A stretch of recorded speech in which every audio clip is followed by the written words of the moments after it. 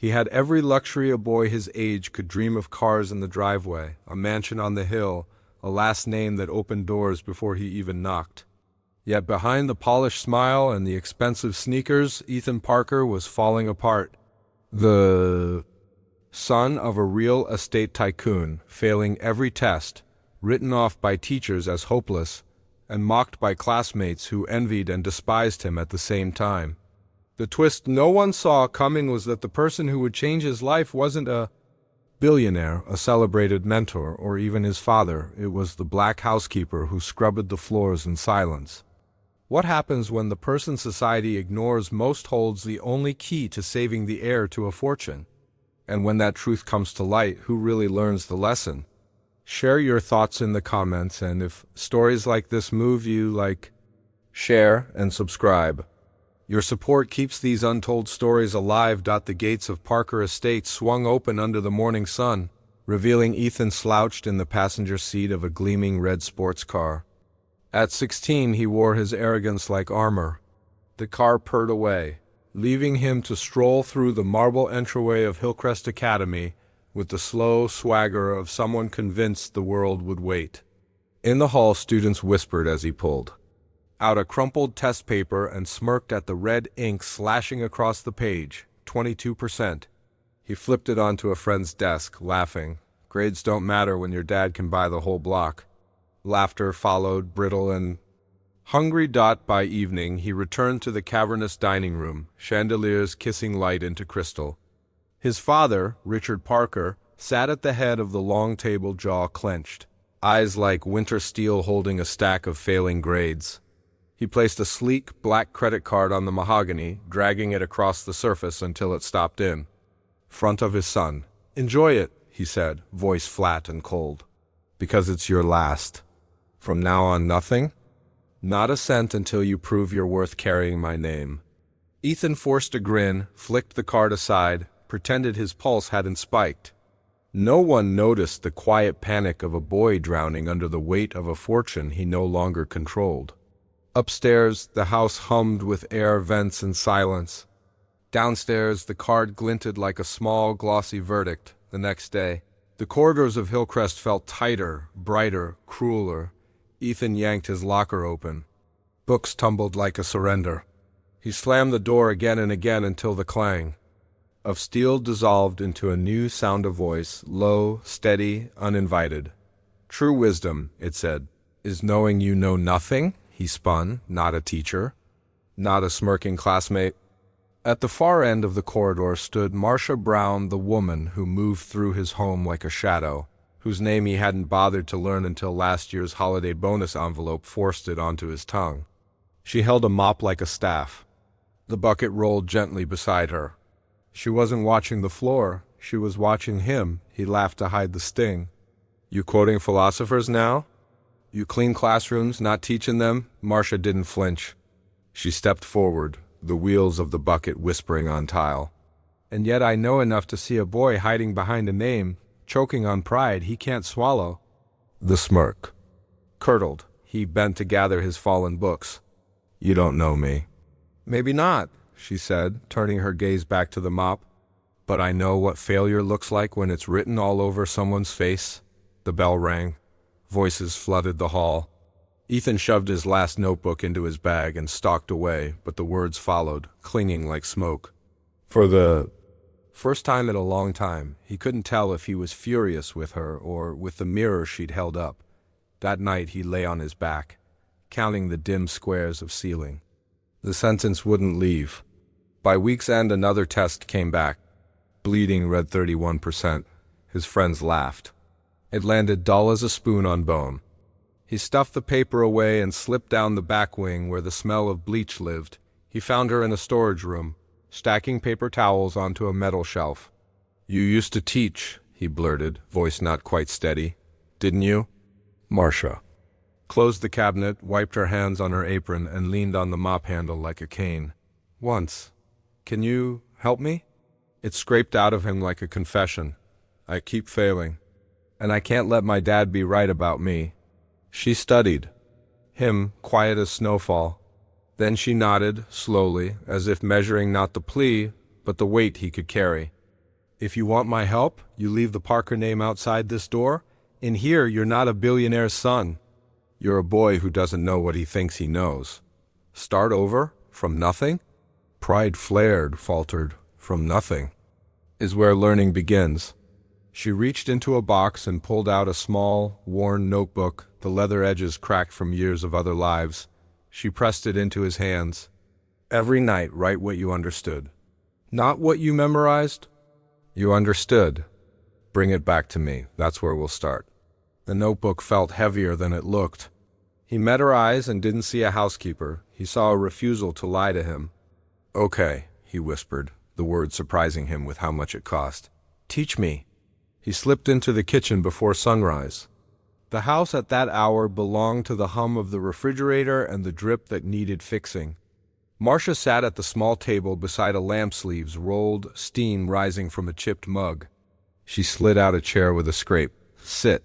He opened the notebook and read, voice unsure, the letters unfamiliar when spoken aloud.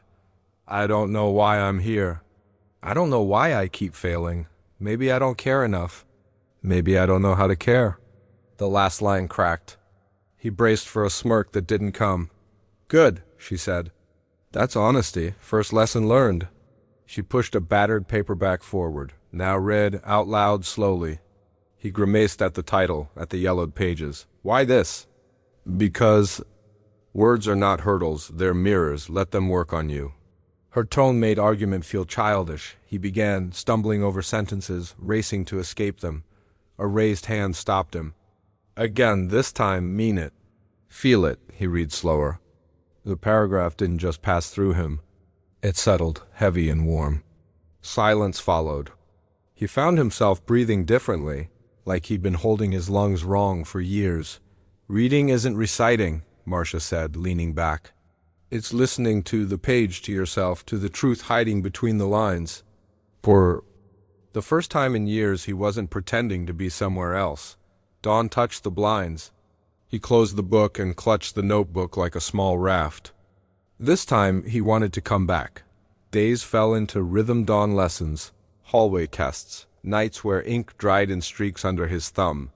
He wrote about the hush of his home, the ache in his chest at dinner, the strange strength that came when.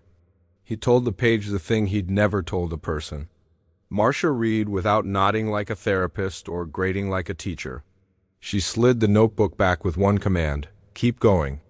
At lunch, Tyler from the basketball team hooked a finger through the notebook's elastic and lifted it like a specimen. What's this, Parker? Love letters to yourself? He flipped, snorted. Man's getting taught by the Maid. That's rich. Laughter cracked open around them. Ethan stood so fast his chair screeched. Heat surged up his throat, the old answer violence flexing like a muscle. Then a sentence don't measure the ocean with a shallow ruler rose clean in his mind. He took the notebook from Tyler's hand without touching skin and walked away. The laughter chased, small as birds. That night he admitted the near fight. They mocked you, he said, jaw tight. Mocked me, I wanted to swing. And you didn't, Marcia said. I wanted to. That's the difference. You had the impulse. You chose the opposite. She tapped the notebook. Write the choice down. Choices build men. Later, a new danger. His father came home early. The notebook sat on the counter with a pen still warm. Richard picked it up, thumbed through, his face pinching. Feelings? He scoffed. Scribbles? While you drag our name through the mud? He pushed it into Ethan's chest. Get rid of this. Tomorrow you'll start acting like a Parker. Ethan held it like a shield. He heard himself say, quiet but clear, no.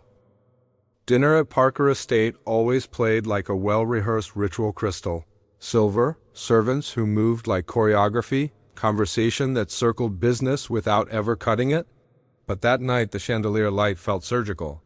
The notebook pressed against Ethan's jacket, a heartbeat. Your teacher's called, Richard said, carving his steak with neat, angry strokes. They say you've improved. He set the knife down and lifted his eyes. Who's responsible? Ethan glanced at his mother, Alicia, whose smile could soften a room when allowed. It didn't reach her eyes now. He swallowed. Marcia. For a breath, nothing. Then Richard chuckled, a dry, bitter sound. Marcia Brown, the help? You're telling me the woman who scrubs my floors is tutoring my son? She's the only one who sees me, Ethan said. The only one who believes I can do more than fail. The knife clattered against porcelain. Richard leaned forward, voice sharpening to a blade. Do you know what I was doing at 16? Hauling bricks at construction sites with your grandfather. He'd hand me the ledger at night and say, find where we bled money today and then fix it tomorrow. I built this so my children would never be pitied. And now you stand here proud of being taught by a maid? Ethan's fists trembled under the table. She's not just cleaning floors. She's cleaning the mess you never noticed. She's the reason I'm learning again. Enough, Richard's palm hit the table. The crystal trembled. You will not disgrace this family parading around with some project. Ethan stood. The chair scraped across marble, ugly as truth. You don't see me, Dad. You never have, but she does, Alicia flinched. Richard reddened, open mouth holding no words. The room, used to obeying one gravity, learned another as Ethan turned and left.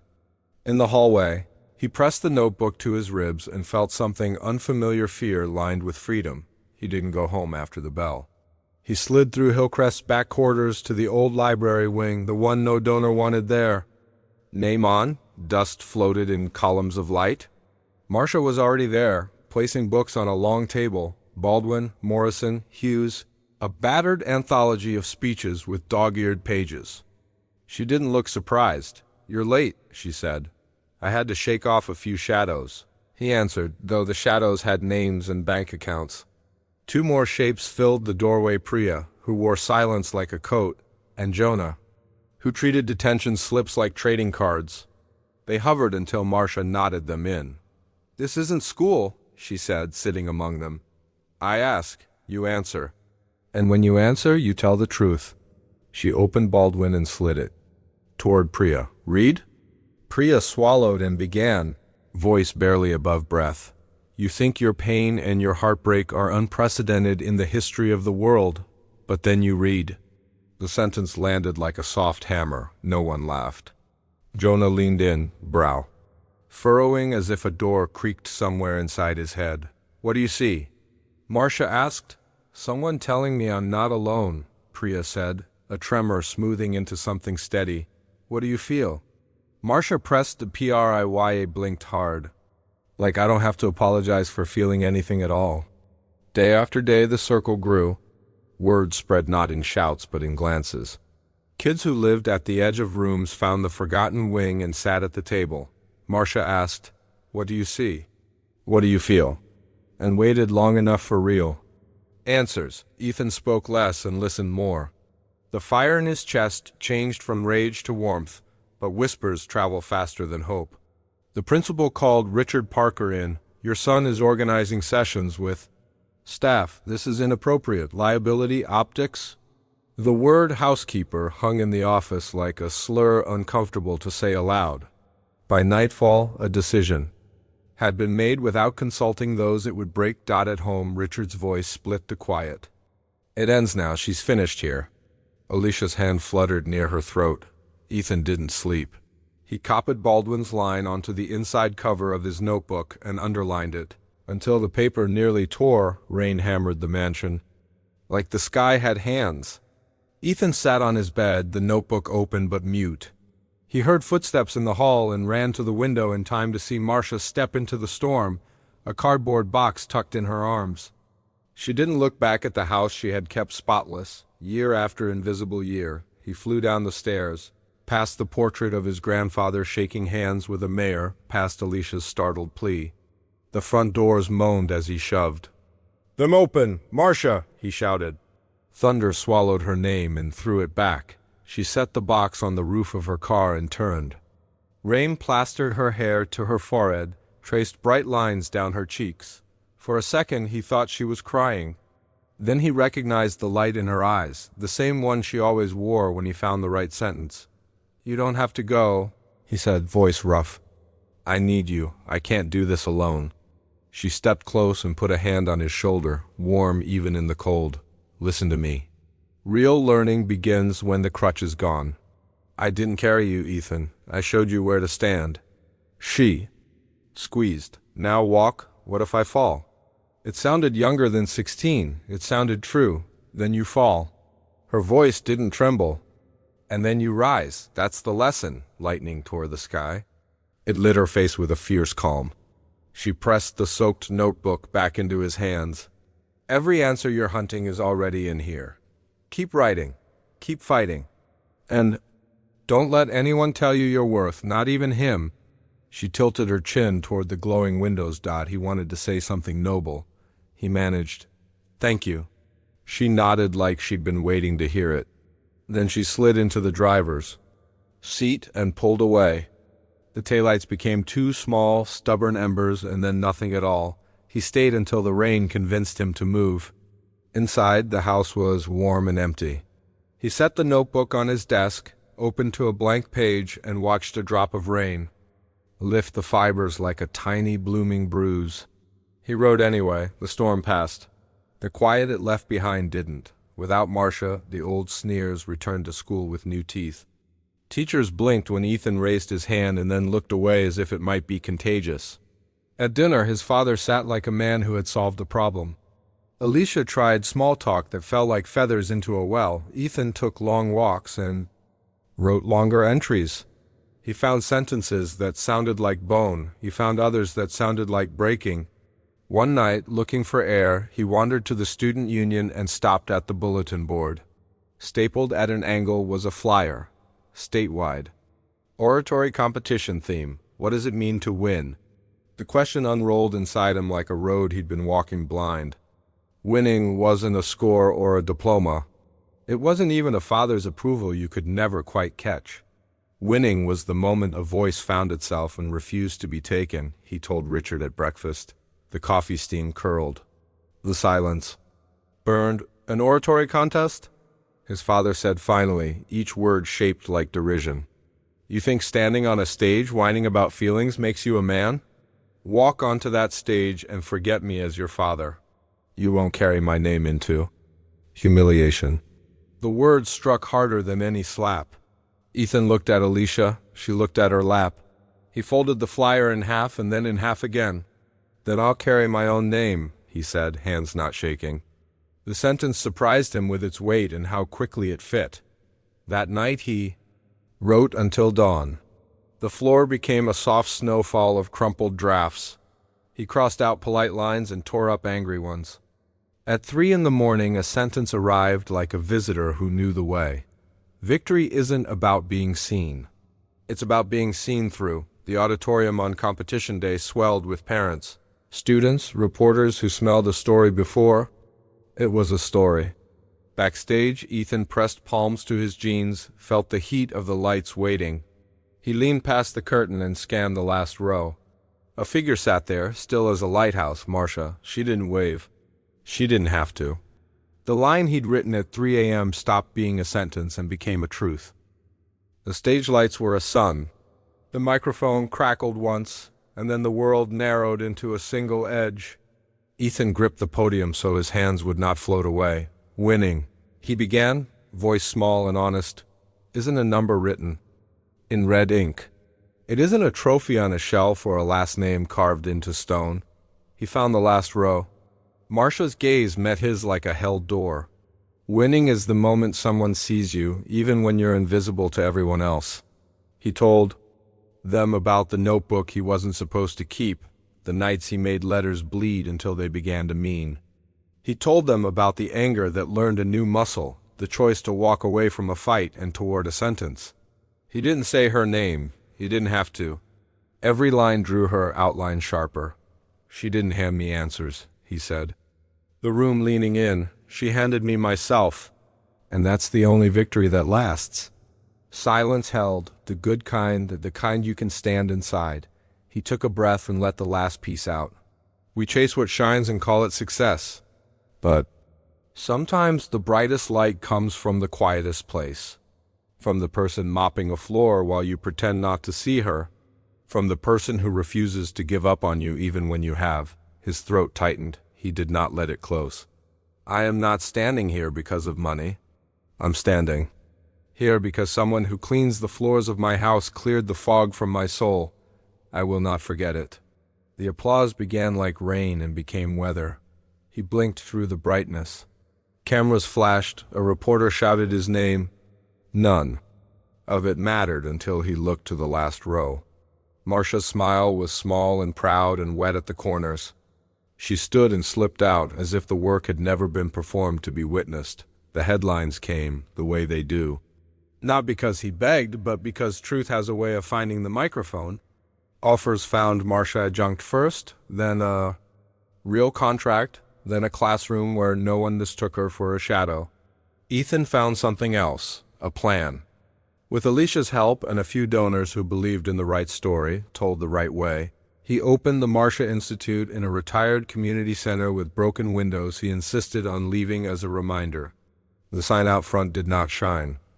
It told the truth dot at the ribbon cutting. Richard Parker lingered in the back expensive suit, hands he didn't know what to do with. Ethan saw him and walked over. The cameras turned as if on strings. He held out his hand. Richard looked at it like a bridge he'd never thought to build, then stepped across, pulled his son into a hug that fit awkwardly at first and then didn't.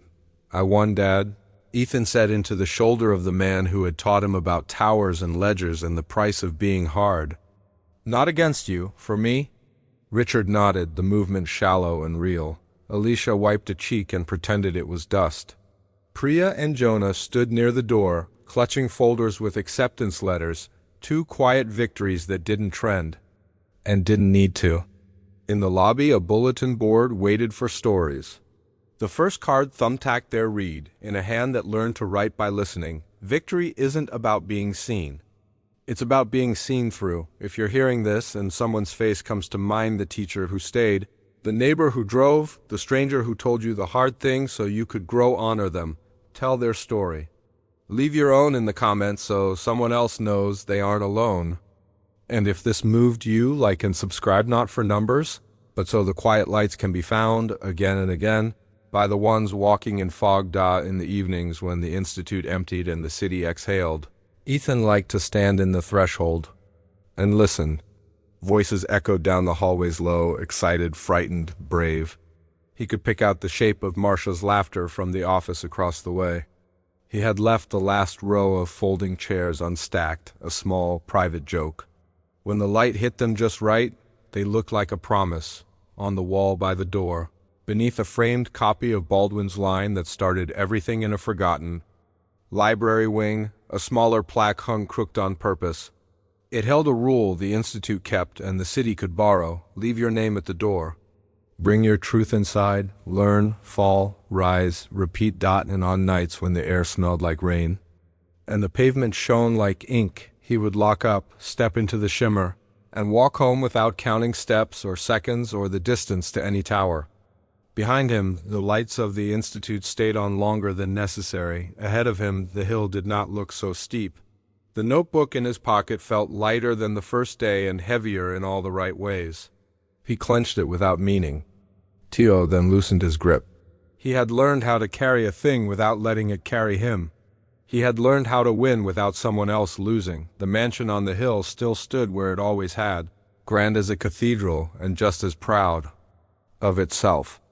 But in the kitchen, where lessons had begun at a table too small for egos, the faucet had been fixed and the lamp's warm circle waited each morning for new hands and new pages.